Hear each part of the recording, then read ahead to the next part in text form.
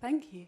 Hello, everyone. Thank you for joining us today for the Bird's Eye View industry event on International Women's Day. I am Tomiwa Folorunso. I'm a writer and cultural producer. I'm the editorial director of Fringe of Colour Films and an external programmer here at Glasgow Film Festival. And today I'm very happy to be joined by Melanie Iredale and Xuanlin Tham from Bird's Eye View, or should I say Reclaim the Frame, but we will come to that. For those of you who don't know, Bird's Eye View preview and present week of release screenings, curated cinema sessions and special events connecting audiences to filmmakers, cultural influencers, social justice campaigners, researchers, activists, and critics in a safe and inclusive space for conversation. Today, we're also celebrating 20 years of this UK-wide charity and their mission to champion women and non-binary-led films. I'm also going to read your bios too, and then we'll get into the conversation because it's just a lot. It's a lot of words, so I'll get to it. Melanie Iredale is the deputy director. Melanie Iredale is a film curator and scene activist and was appointed as director of Bird's Eye View in 2021. Prior to this, Melanie was deputy director at Sheffield Dockfest from 2014 to 2021 and co-programmer of its Rhyme and Rhythm strand. Before that, she served as director of Berwick Film and Media Arts Festival from 2009 to 2014, commissioning moving image art and performances that went on to win awards at International Film Festival Rotterdam and beyond. Xuanlin Tham is a writer and film programmer based in Edinburgh, alongside being Scotland's impact producer for Reclaim the Frame. They are a programmer for the UK's leading global action cinema project, Take One Action Film Festival, and their writing has been published in The Skinny, ID, Little White Lies, and Other Magazine and W Magazine. Please join me in giving Xuanlin and Melanie a very warm welcome. Thank you, and happy International Women's Day, everyone. Thank you. Woo! Dressed for the occasion. It says the future of film is female, for anyone who can't read it. Yes, you did. I did not dress for the occasion, but it's in my heart. So yeah, today marks 20 years of Bird's Eye View and championing women and non-binary led perspectives in film and cinema. And today's also a very big day because there's been a little name change, or a big name change, I should say, from Bird's Eye View to Reclaim the Frame. Melanie, I wondered if you could tell us about this change, please. Yeah, so, today marks the day where we go by one name rather than two, really, I would say. So, yes, Bird's Eye View was set up by Penny Grillis and Rachel Millward 20 years ago as an international women's film festival that used to run around this time of year, around International Women's Day in London each year. And a few years ago, about 2017, my predecessor, Mia Bays, took up the helm, and whilst the mission remains the same, it's about equity, gender equity, and social justice in all film spaces. The idea was that we could achieve that mission differently, and so the organisation transformed to be one that was less about kind of one annual festival and more year-round screenings, and not just in London, but across the UK. Our team is scattered across the UK. Xuanlin is based in Edinburgh. I'm based in Sheffield. And yeah, the name of that project was called Reclaim the Frame. And today, so we've kind of been operating under two names, two logos, two brands. Don't blame anyone in this room who might have been confused over that period. But yes, so from today, we're just we've picked one and we're just going with Reclaim the Frame. And for us, I think that kind of well represents like our mission and our call to action. Yeah, absolutely. And yeah, I feel like Reclaim the Frame is, yeah, like you said, incredibly clear about who you are and what you stand for. You've also slightly changed your language, and I know we'll only touch on it a little bit, but from women and non-binary to marginalised genders. And so, yeah, could you tell us a little bit about why you decided to make that change with language now? Yeah, so I guess, so originally it was set up as a women's film festival. And I guess, the idea being that women's film was so marginalised. Back in the day, I think when Rachel and Penny set it up, it was around, I think they were sort of triggered by this, repeatedly seeing this figure of 6% of directors being women. And yeah, over time that evolved to broaden to champion non-binary filmmakers also. And I guess that's something that I've kind of been particularly banging the drum for in the last kind of 18 months that I've been here, that I've been with Bird's Eye View, or Reclaim the Frame, now I should say. And I guess this is just part of us kind of evolving again. And, we just had a lot of conversations around kind of, who are we here for and who are we excluding when we say women and non-binary filmmakers.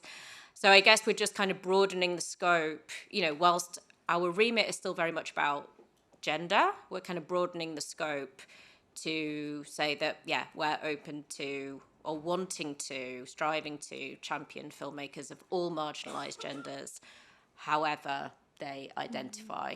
Our events remain completely open to, people of all genders and none. So it's not about who we create space for in terms of our events. That's completely open. We need cis men on side too as part of this mission. But yeah, in terms of the filmmakers, it's just about a kind of broadening the scope because, yeah, I mean, as bad, we'll dig into how bad the figures are for women in film in terms of what's getting, made and released in the UK, but it's all the worse, obviously. In fact, we don't even have, the figures for films by non-binary, genderqueer, agender filmmakers, trans women filmmakers, trans men filmmakers, and so on. Yeah. And to come back to that, to the figures, or to touch on the figures, I mean, you wrote in your end of your reflection last year, at the end of 2022, that of the 588 films released theatrically in the UK that year, 143 were made by women.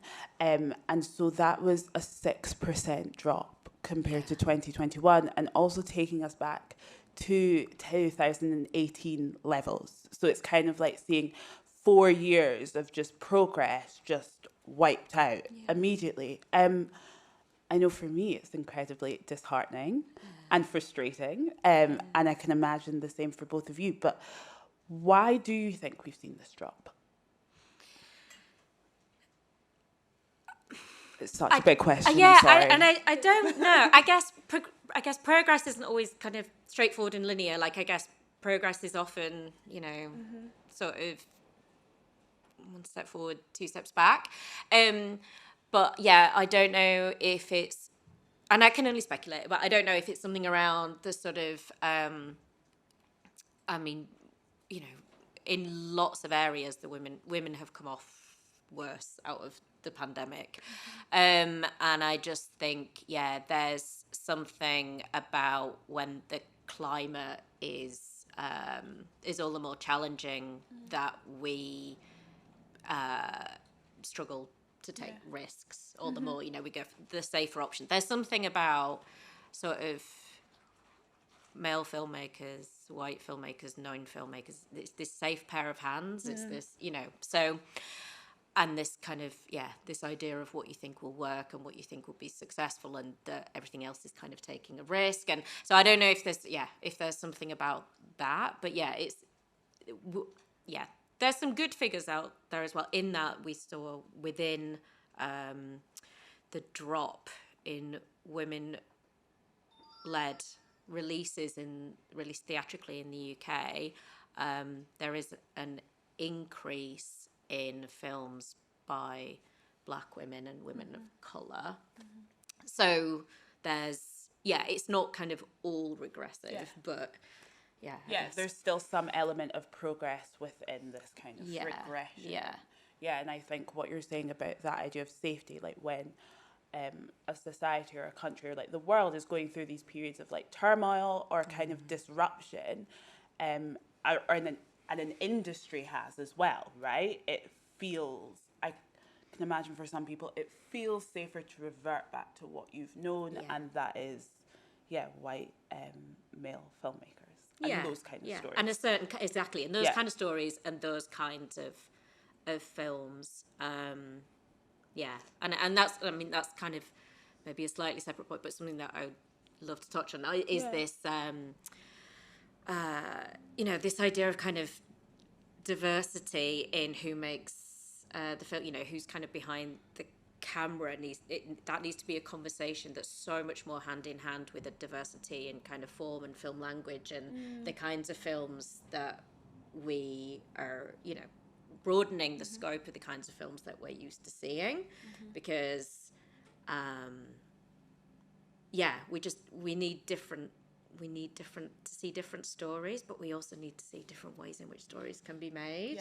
And for me, these are diversity in kind of who makes the film and who's involved, and how diversity in kind of the storytelling and how those kinds of films play out in terms of form. For me, come hand in hand. We need to be more open in both. And I think, it's something that myself and Natasha, when we programme here at Glasgow Film Festival, and with our strands, we really try and think about, because it's that idea of as well, and you'll know, Xuanlin, of like moving image and film and them not being almost so separate and seeing them as one, and that comes into, form and again the stories we're seeing on screen. Xuanlin, I'm going to come to you. You're one of the 6 Reclaim the Frame impact producers. Can you explain to us a little bit about this role and this, because it's a decentralising approach, right? And you're based here in Edinburgh, we're in Glasgow, but you're based in Edinburgh and Glasgow and in Scotland. And I know that a lot of the impact producers are down south, even though they're not in London. So please tell us. Sorry. Yeah, so like Tomi was saying, I'm one of the impact producers for Reclaim the Frame, and there's 5 of me with my job in different cities across the UK, but I'm very lucky to be the impact producer for Edinburgh and Glasgow. So what was mentioned, it's kind of a way to decentralize the way that we exhibit films and the way that we build events around film as well. And I think this kind of really did emerge out of a desire to not really make London the center of cinema, center of cultural cinema, and to really explore ways to genuinely build community in the different cities that we screen films in. And there's a real difference between that kind of coming from, one place in the center, and then you kind of replicate almost the exact same types of outreach and types of events, and you just copy paste that in different places. This kind of emerged more as a way to do that from the ground up and to really build connections and build community with people in different cities. And that's certainly something that I found very valuable in this role. Is because of my other work, I've already kind of been somewhat embedded in cultural cinema and community and outreach and all the different organizations that I've been really lucky to work with in Edinburgh and in Glasgow. So to have a chance to expand on those networks and to really bring them to the films, as well as bring the films to those cinemas and those venues has been very valuable. And I hope that, I mean, it's a long-term thing. It's never, community isn't something that's built overnight. Trust isn't something that's built overnight. And as someone whose role it is to build those networks, I know that it takes a really long time. So I'm just looking forward to the longevity of this project and to hopefully see that a lot of those local responses to the films that we bring really flourish. And we've seen examples of that, so. Yeah, thank you. And like, have you found, because I know like working in Scotland, it can be really difficult because communities can see and audiences can seem very fragmented and like up and down the country out with this like central belt. But how have you found it? Have there been challenges, or has there been like even moments of like, oh my gosh, yes, it's working, like this is great for you? So with that, I think because of the scope of the project, my work is still limited to Edinburgh and Glasgow. I think it'd be amazing if we could bring stuff to more cinemas, but mainly my work is around Edinburgh and Glasgow.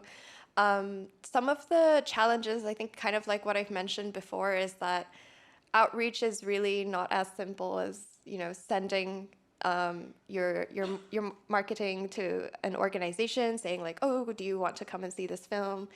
Can we set up a chat, to talk about how we could work together on this? It's not as easy as that, and we also don't want that transactional relationship anyways.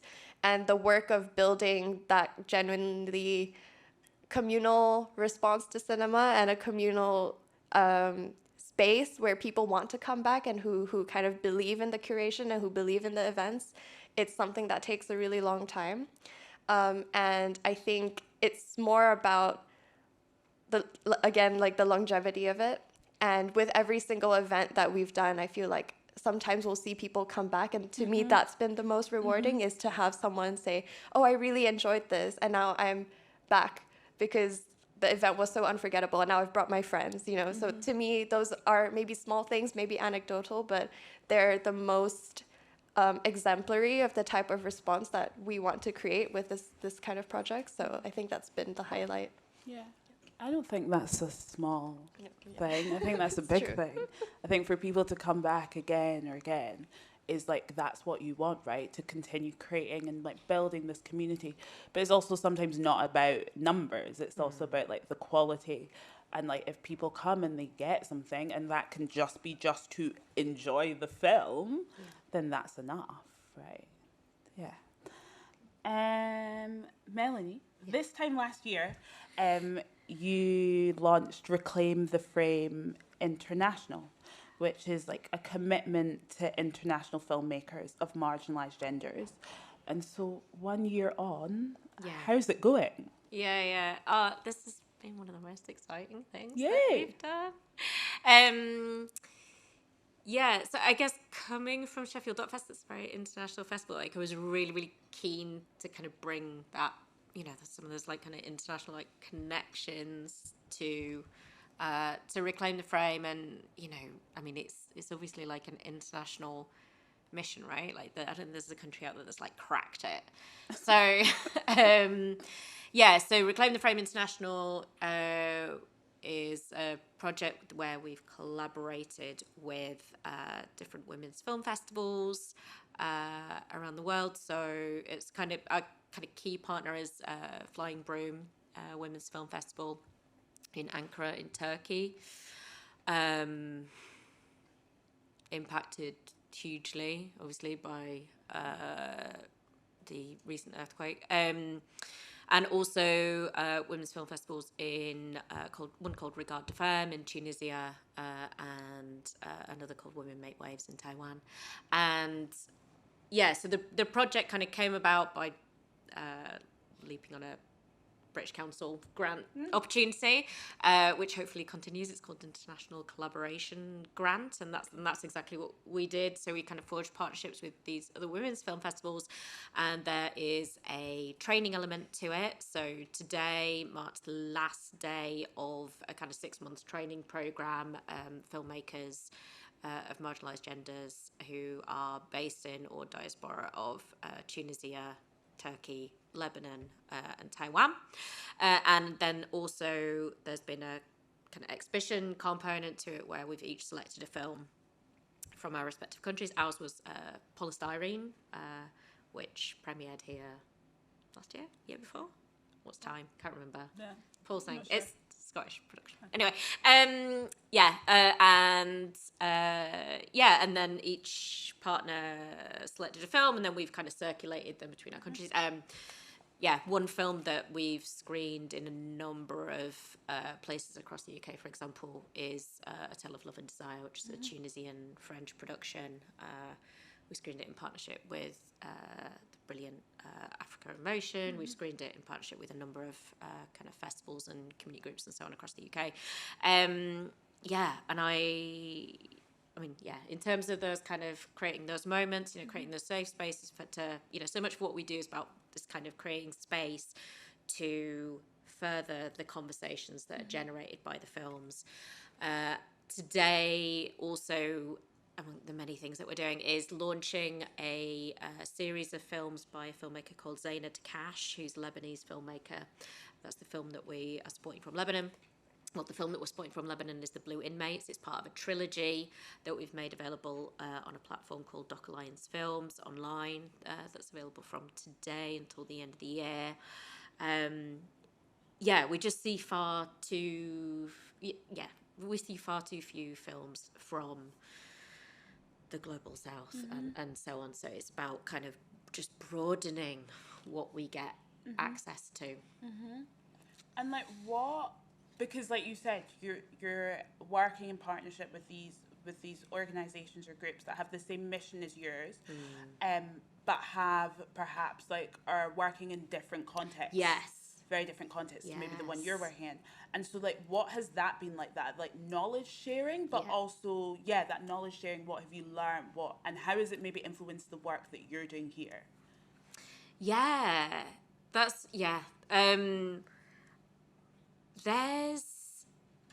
First of all, it's just broadened our kind of knowledge base of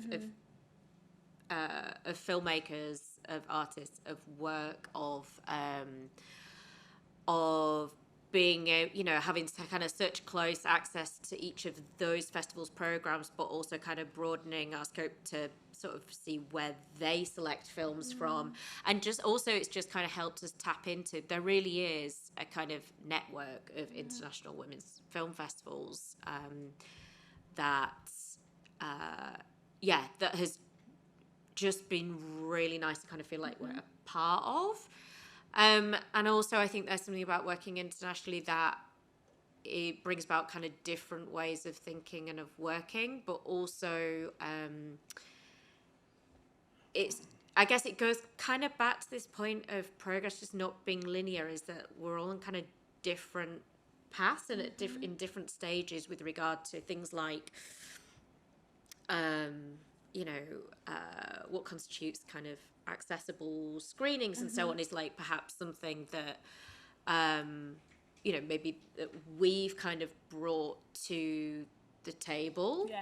But then there's other conversations that we've had around kind of a more kind of decolonizing programming and decolonizing kind of audience development and so on, that I feel like I've learned huge amounts. So it's it feels like that kind of decentralizing approach that you have in the UK, almost in a different way, in a larger scale or a greater scale, which is super nice. Xuanlin, I am your critic, and I've been thinking about kind of, obviously Reclaim the Frame has a blog where you publish responses to films and to the films that you're supporting, and it's something I think about in my role as well. And when we talk about this kind of I think some of the approaches to supporting films and filmmakers and also audiences, and thinking about the role of critique. And we know that reviews these kind of like maybe like a long read critical essay, whatever it is, can have a huge effect on a film and how well it may or may not do if it is negative. And I wanted to just kind of like ask you about that and what you think about the role of critique as a writer, and when it works and when it maybe doesn't, or if it never works. I don't know. This is a really huge topic, I think, about the role of criticism, and that's just cultural criticism broadly, what responsibilities it has. And I think to me it is something that I grapple with a lot, because I do feel like criticism is a form of curation. A lot of publications don't have the space to talk about every single exciting release that's come out. So they inevitably have to make a decision about what films they choose to champion, what films they choose to spotlight, and also sometimes what films they choose to, very ungenerously take down. And that's a responsibility, that's a form of curation in and of itself. And I think something that you were kind of talking about is maybe the difference between the kind of star review system that we see on main kind of, broadsheet publications and lots of major publications versus the type of more responsive writing that Reclaim the Frame commissions. And that's not to say that that's only two types of writing that exist. There's a huge spectrum of what kinds of film criticism we see nowadays. And I think actually they both play a really important role still. And that might just me being optimistic because this is my job. But, but I think a star rating, while it can be quite reductionist in many ways, and it does feel inherently competitive, because you're trying to basically instill a hierarchy over what films deserve to be seen and what don't.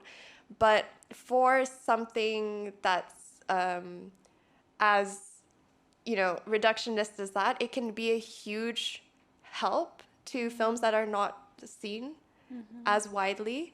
You see a respected publication, I don't know, like Little White Lies, give 5 stars to something that you otherwise wouldn't have come across. Those posters are not going to be on your bus stations or in your magazines otherwise. That kind of championing is still a really important form of platforming to me. What is important is that we go beyond the star, obviously, and that we actually see people respond to these films in meaningful ways. And that's where I think the responses that Reclaim the Frame does commission, and Tomiwa wrote a really excellent one as well, so you can go read that on the blog. Those are really important because those show more of a reflection of who the film has reached and also who we are turning to for the type of criticism and analysis of the films.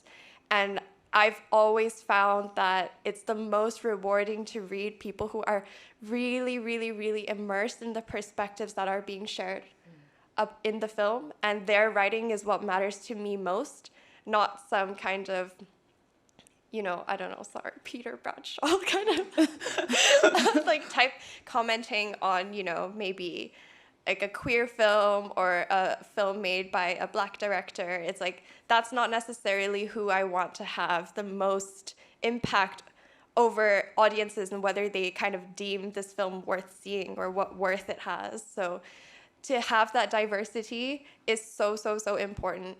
And criticism plays a huge part in that. I think it's part of the landscape of curation. It's part of the landscape of distribution. So yeah, you're so right. And I think it's like exactly what you just said, that it's also about who is doing the writing.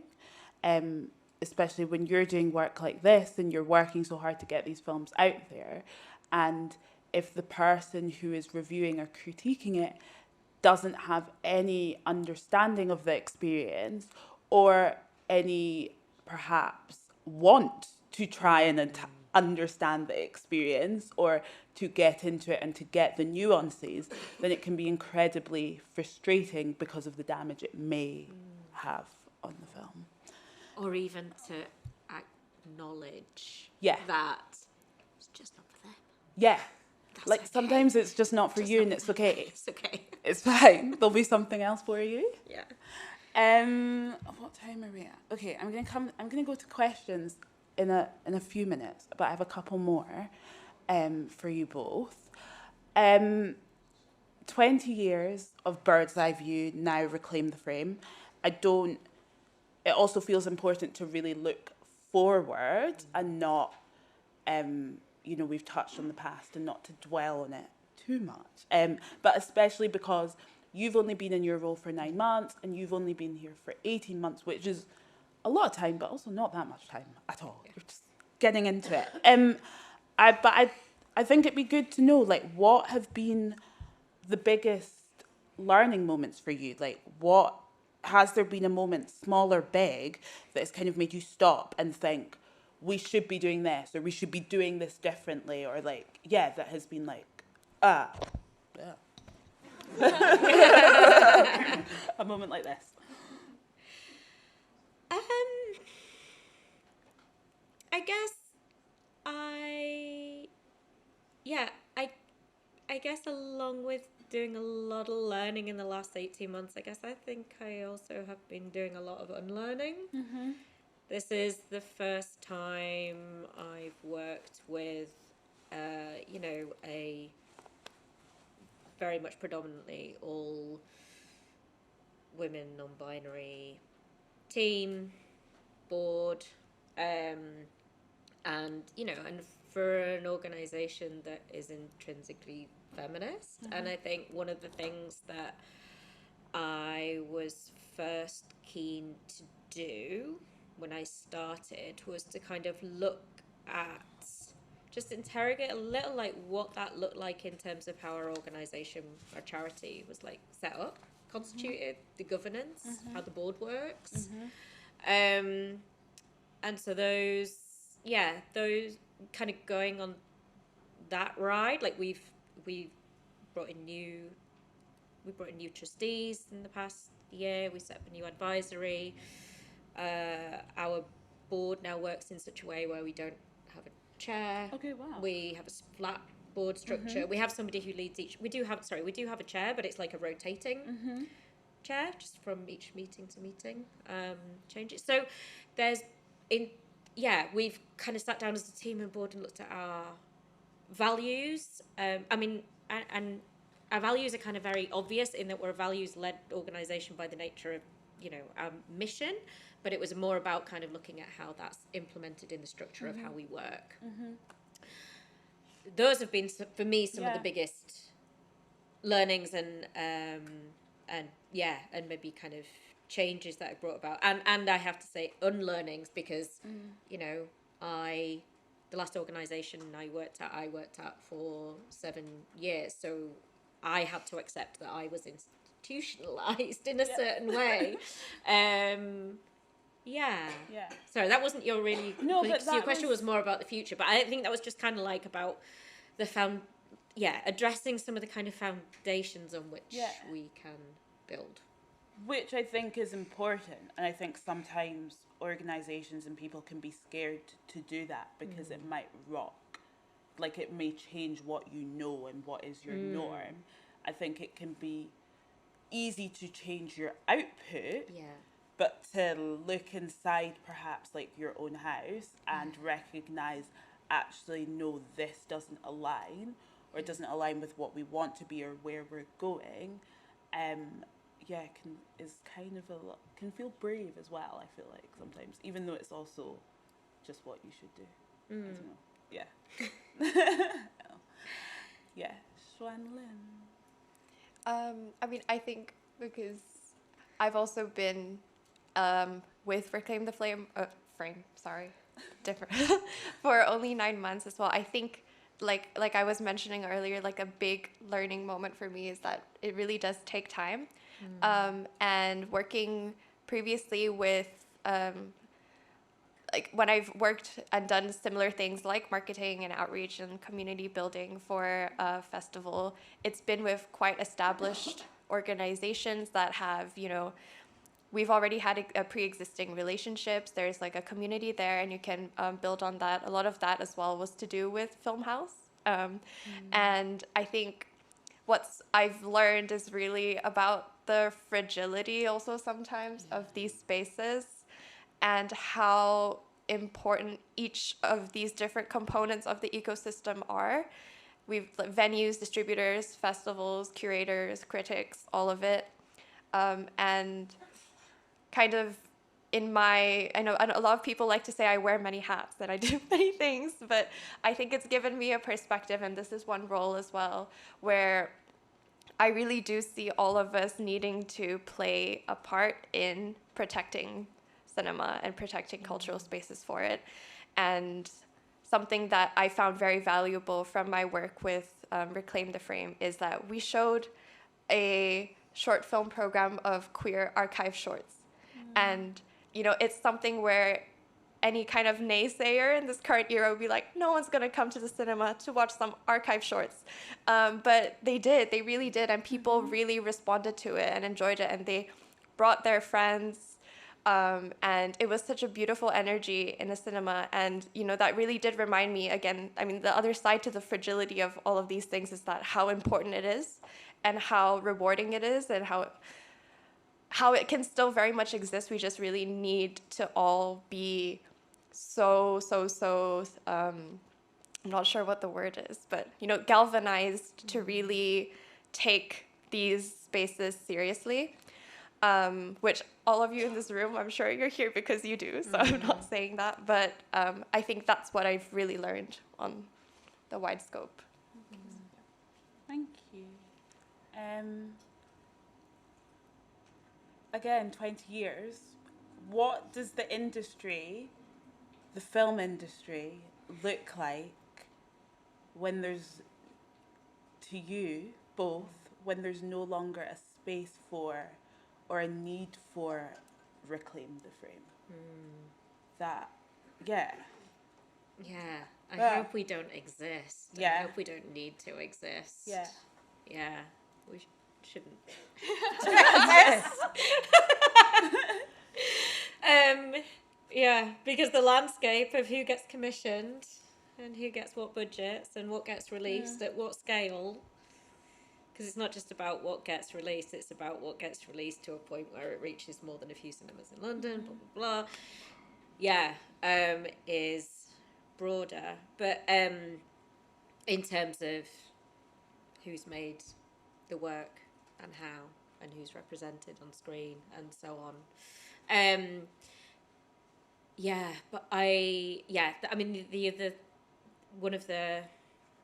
What I also hope for, because I think this is kind of one of the, I think we all know this is one of the main barriers, is that our sector, I'm talking about production, distribution, exhibition, is fairer, more compassionate. Yeah. You mentioned competitive earlier, like that's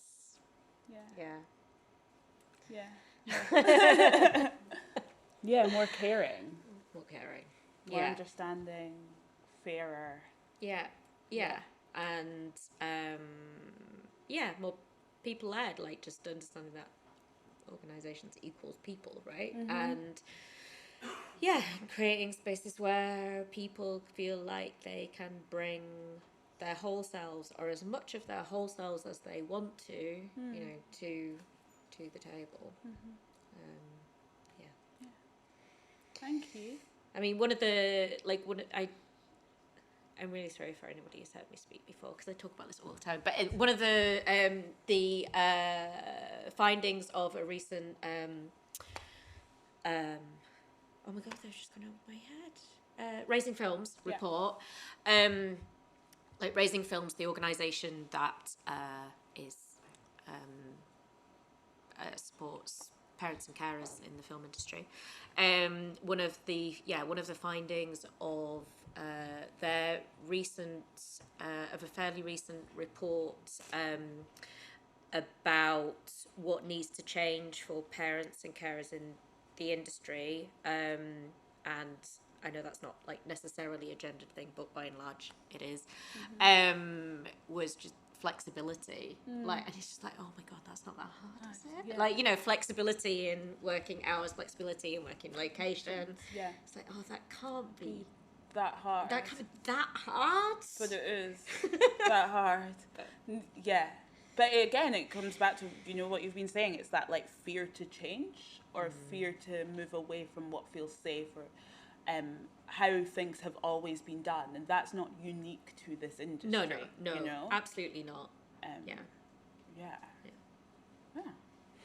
I'm going to come to you guys because I've asked a lot of questions. If you have a question, can you please pop your hand up and we'll bring a mic over. Yeah, okay, there's one over there. And then I'll come to you after. One just here.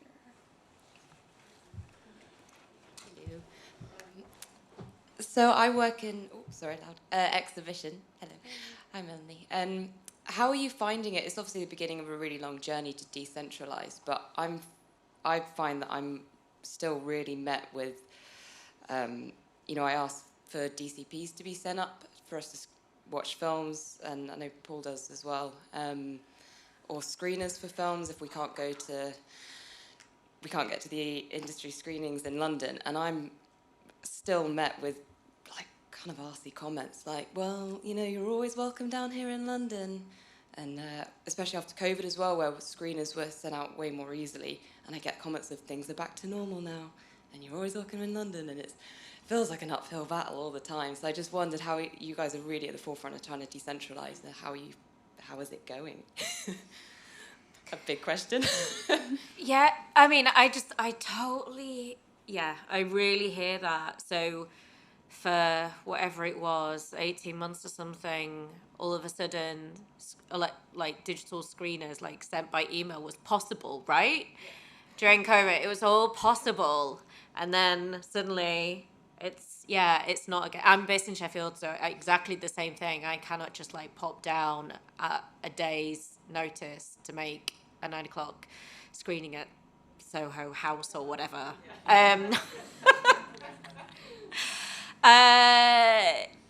So we really find that there is, I don't know what to do other than to keep challenging this expectation that I can just show up for it and just keep asking. But there's a couple of things that I think are helping. One is access to screeners via BIFA. For anyone who's a BIFA voter, they've put in place something where BIFA are doing great work on a number of fronts, I think. But one of them is that I think to be eligible for a BIFA award, you have to agree to be able to share the screener via email with voters, and many of whom are, exhibitors and so on. And the other thing, and I don't know if you could speak to this, Xuanlin, but is Altitude has started doing press and industry screenings in different cities, and I would love to see, and sorry, maybe I'm sure other distributors are also doing the same, but certainly I've seen it mostly from Altitude. I think they've done press and industry screenings at GFT, right? But I would love to see more distributors doing that. But you must find this too from just a critic point of view as well, right? Yeah, I mean, I also receive all of these really annoying emails where it's like, you're invited to this. It's happening tomorrow at 9 a.m. in London. I'm like, this has to do with me. Why? So I think there is a lot of work to do. And that underlying assumption as well is that I'm signed up to this mailing list, so I must be in London. I think that's maybe where we need to start, is to really understand that that's not the case. And I think I've been lucky because many of the films that I do have to watch for work, because they go through press, and I think press screenings most of the time, they're quite accessible. They'll make those screeners available to press. So I've managed to watch most of the things that I've needed to without having to go and take a train and watch a screening. But a lot of films are still operating on that basis, and that just means that I won't go and watch them, and I won't see them. So a lot of work to be done still. But like you said, I think just being annoying, maybe I should reply to those emails and said, why are you asking me this? And then maybe they'll have to kind of think about that a bit more. But And you just know that those press and registered screenings are in London when they don't even say London. They just give like the postcode and the first bit of the address, because the assumption is that it's London. It's my biggest bugbear. Yeah. It's like, which city is this in, please? Yeah, I mean, that's also, you know, the great thing about Glasgow Film Festival and festivals like it, where you get a chance to see, I mean, I know that's obviously why you're here, is like to be able to dig into so many films before they get released. So there's just a whole load of screeners that you don't need to worry about. But yeah, I hear you. Yeah. Thank you for your question. There was one later. Hi, thank you. This has been very interesting so far. I have a two-part question, really, about curation and content in the films that you want to platform. First, in general, what are your thoughts on sort of improving awareness of representation issues and drawing attention to them via the content of films that, you know, are being made by the kind of filmmakers you want to support, versus that thing of, you know, speaking to someone the other day about the dream being that you can just make a silly, like a female or non-binary filmmaker can make a silly, like, fun entertainment film that's just pure, like, entertainment. It doesn't have, you know, a point to make. And they were kind of saying, when we get to that point where there's loads of those, then we'll know, like, there's that equality there, right? But also there's still issues that can be usefully addressed, possibly. And I'd just love to know your thoughts on that. And secondly, then, do you think about that when you're looking at curating, you know, both the filmmakers and, like, the kind of films, the kind of content they tend to make when you're deciding on what to screen? Great question. Sorry, I thought I might have to start writing that down. Yes, it's a really good question. So in terms of our approach to what we select to support, so first of all, in terms of the limitations, so our model is we work with distributors, and then we bring BFI match funding to the table to make that, to be able to kind of double the impact of that campaign.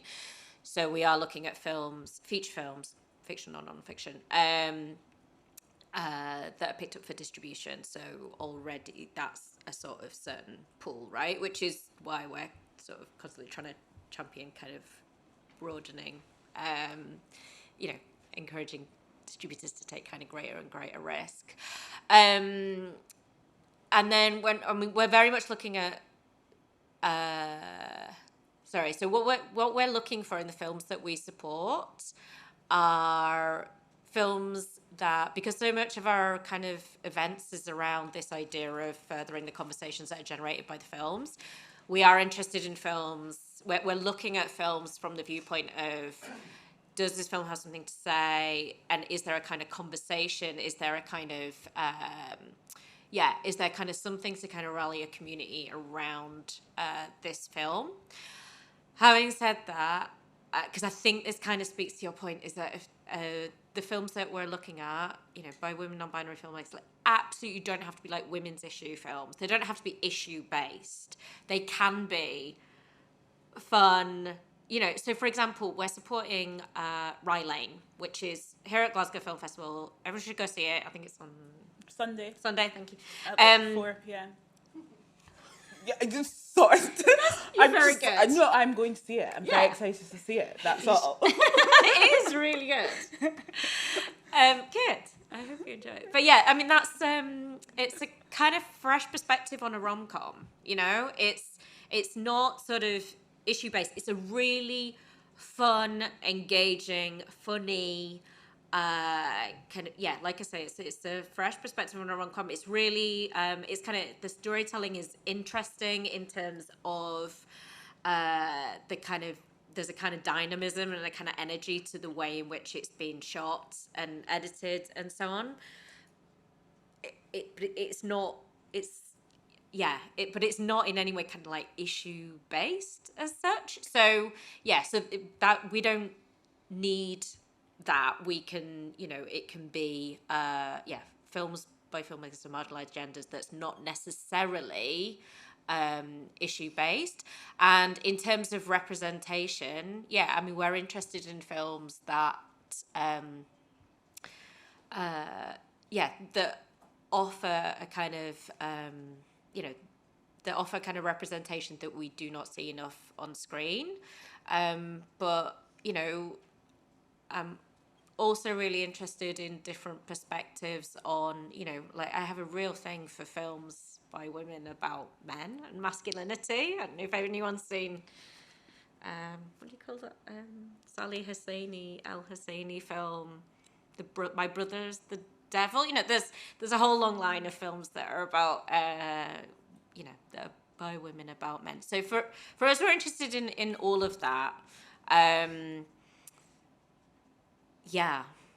we're interested in a film that we're interested in films that we think we can make a difference for. So while we do support some of the kind of bigger titles, Rylan is like a film that's come from Sundance and so on. We're also really interested in working on smaller films with smaller distributors that we know have got smaller marketing campaigns, but that we think have something to say and that can engage, an audience that is really underserved, but together with bringing a kind of broader audience to see what that film has to say. I mean, the other thing I would say is just that the kind of selection, like the kind of process of how we make decisions on what we support is quite a collective, kind of collaborative kind of conversation among the team. And that's really important to kind of get different perspectives on the films that we're looking at. I don't know if there's anything that you would add to that. Does that answer your question? Yeah. Thank you. There was a question over here. Hello, I'm Vanaina Arnostu. I'm based in Helsinki, Finland. Hey. And I wanted to ask, how do you document, archive, and share your practice with organizations and practitioners who are not based in the UK? And when I'm thinking about film history or film media, it's mainly about criticism or aesthetics or spectatorship, and I think there is a lot of I think that the way that production and distribution work are very underdocumented, so I think that this initiative should be more central when we discuss our history as filmmakers or our present as our filmmakers. Hence comes this question, like, how do we share this knowledge or these practices with other people for the present and for the future? Thank you. I mean, so your first question about how filmmakers based outside of the UK can get involved? Not exactly. More like how you would communicate the knowledge that is generated through your practice with wider audiences in a more historical or theoretical or non-practical, let's say, cloud. Yeah, so I guess a couple of ways in terms of kind of maybe resources that we have on. One is the creative responses and kind of commissioned essays that Xuanlin spoke of, and that Xuanlin and Tomiwa both kind of contributed to. That is, I guess, together with our socials is kind of another way of kind of building the conversations around the films that we support, but in a way that goes beyond the cinema spaces. And another thing that we make available is the data that we hold. A lot of the data that we hold is UK specific, though, I have to say. So we kind of do like the monitoring of how many films get released in the UK by women filmmakers and also by Black women filmmakers and women of color filmmakers, and this is kind of data that we analyze and make available on our website. Yeah, I don't know if that we run training programs, and I mentioned that we ran one internationally together with these women's film festivals supported by British Council in this past year, and I would love to keep doing that, and I would love to the training course that we run is called Filmonomics. It's for directors, producers, and it's kind of personal development course, and I would love to make that, just do more of that, open that right up. It's just very funding kind of dependent in order to subsidise it to a point that would make it feasible for independent filmmakers to be able to participate. So yeah, keep an eye out for that, but we are trying to get that supported. Thank you. Do we have any more questions before I round up? No? Okay, that's cool, because we're basically at the end. You touched on it already about Rye Lane, but what else is happening at Glasgow? Do you have anything else? We have the Five Devils as well. I think those are the two ones that are at Glasgow Film Festival, but I think that might have screened already.